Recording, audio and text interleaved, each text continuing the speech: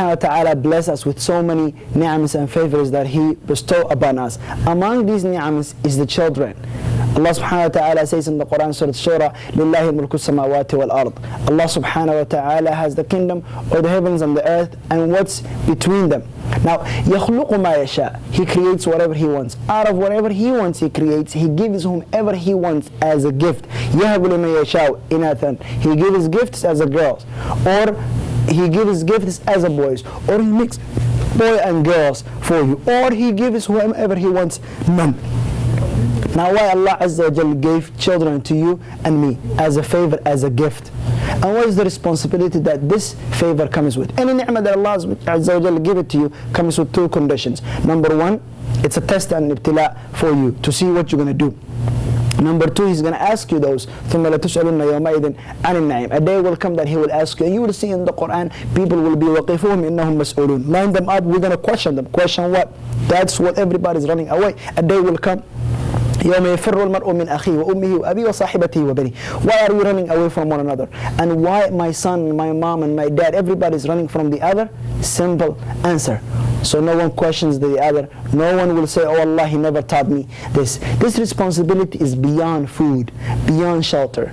It's not like a pet. Nowadays we give them food and shelter and stuff like that, train them like a pet. A mother once came to me and said, you know, I take care of my children like a pet. And today I realized, because one of them accepted Christianity and he went to church today in the morning, so I want to save the rest and teach them. Responsibility that we need is beyond that. ولهذا Allah Azza wa Jalla says, وَأْمُرْ أَهْلَكَ بِالصَّلَاةِ وَاصْطَبِرْ عَلَيْهَا لَا نَسْأَلُكَ رِزْقًا نَحْنُ نَرْزُقُكَ وَالْعَاقِبَةُ لِلتَّقْوَى. Teach your kids, order your family to pray, and you also pray.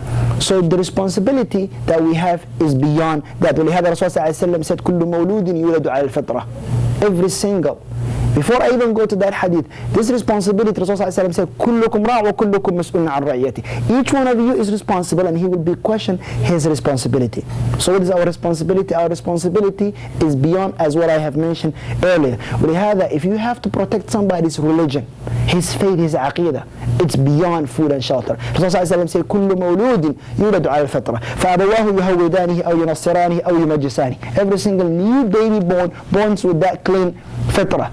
His mother and father are the ones who their job is to keep that fitrah properly or change. Now, where do we stand if we are for the Somali community or if we are any other Muslim leaders in the West? My point, my brothers, is responsibility starts the marriage. Before you even get married, choose the right father, choose the right mother. With the qualities Rasulullah say to marry for the women. جمالها حسبها, يعني Rasulullah talked about her looks, or you marry women for four things. لجمالها ولحسبها, you marry her for her look or her family, or you marry her because of some people nowadays even marry women for reasons that Rasulullah did not mention out of the four. Or Rasulullah say in hadith when he talks about the guy, he said that if he is إذا أتاكم من ترضون دينه خلقه, if a man comes to you who is that a deen and his manners is good, then make him married. Accept him, don't reject that person. Now the question is, nowadays, how do we really marry one another? How? Does he look that color? Does he have a PhD? He may have all of the qualities of dunya, but he's zero his akhirah. ولهذا you have that Aswad al-Du'ali. He said to his kids, I have done favors for you before you even born. Forget that after you were born. His kids ask, Dad, we understand after we were born, but before we were born, what have you done for us? He said, I chose a good mother that people will not curse her because of you. Nowadays, if somebody curses a child, he says, La'ana wat abuk. In Somali, we have another statement. In America, we said sanama something. You know people curse the mother and the father for the evil that the child do. That is the protection that we need to take ahead of time. Choose a good mother. And ask Allah Azza wa Jal next to give you good offspring. A prophet of Allah who is 80s, like Zakaria alayhi salam, did not say, give me a child. He said, give me dhurriyatan tayyibah. Habli min ladunka dhurriyatan, a good offspring. Another ayah he says, waj'alhu rabbi radiyya. Oh Allah, make that child a child that pleases you and pleases me. If the child doesn't please you and please Allah, he is useless. Like a son of Noah. Allah Azza wa Jalla said, nowadays our kids they commit the crimes and we defend them all the way.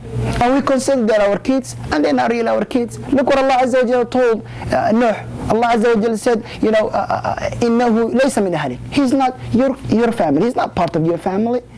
Your family is the one who fears Allah. If you didn't do anything for your child, how do you consider him to be your family? Instead, we ship our kids. When they commit a crime, hide them, put them behind boxes, defend them. Do whatever we do to protect our kids. Not a criminals, my brothers.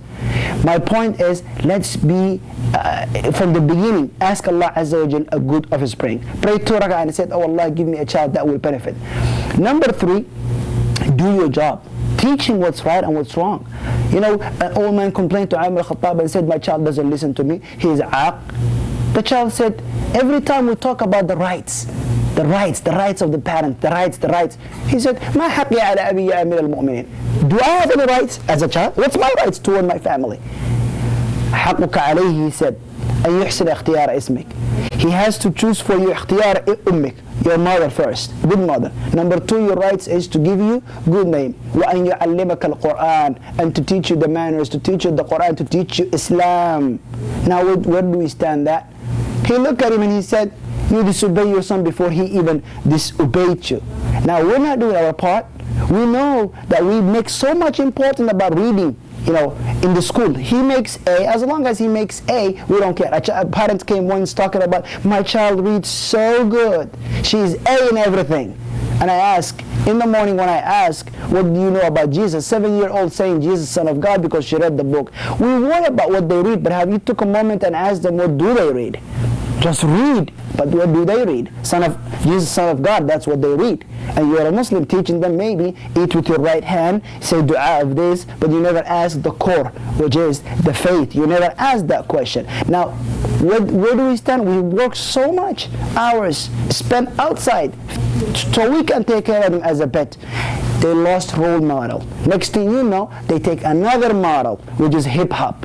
You know what hip-hop is? Hip-hop is nothing but somebody cared about them. Oh, you look nice, you dress nice, or you walk differently. Hip-hop is all attention. They are looking somebody to talk. This is all about an existence. They are looking somebody to care.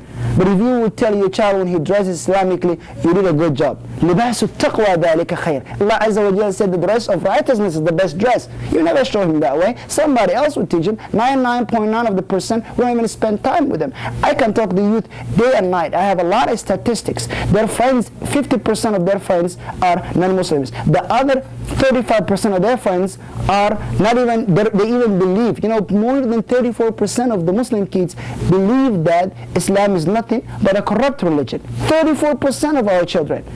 So if they don't even have a good aqidah, that's the kind of people that they hang out. And you and me, we're not qudwa. Look what Luqman did. Luqman trains his kids how to talk, what to worship. إِنَّ الشِّرْكَ لَظُلْمٌ عَظِيمٌ. Teaches him how to talk, how to walk. We wonder that our kids are walking differently. Hip-hop, yeah. He trained him. He said, وَقْصِدْ فِي مَشِّكَ وَغْضِبْ مِنْ صَوْتِكَ. Don't put your pants, don't drag them in the streets, put your pants. He will tell him how to walk. Don't walk, you're not even stronger than a mountain. Many verses talks about how to walk. وَلَا تَمْشِ فِي الْأَرْضِ مَرَحًا. But if you never tell the kids how to talk, louder voice, no good. Train basic training for the kids. We don't give them. But we wonder that what they do. We wonder that why they are all in gangs. Yes, they are in gangs because we did not do our job. And now the real orphan, sadly, is the one who doesn't have a mother and father. Is that right? No, the real orphan is the one who has a mother and father, as the Sha'ir said. But they're busy away from him. ليس اليتيم من انتهى أبواه وخلفاه في هم الحياة دليلا إنما اليتيم هو الذي ترى له أما تخلت أو أبا مشغولا. That is the real orphan. The orphan is the one who doesn't have a mother, who has mother and father, but they have no time for him. And no wonder if the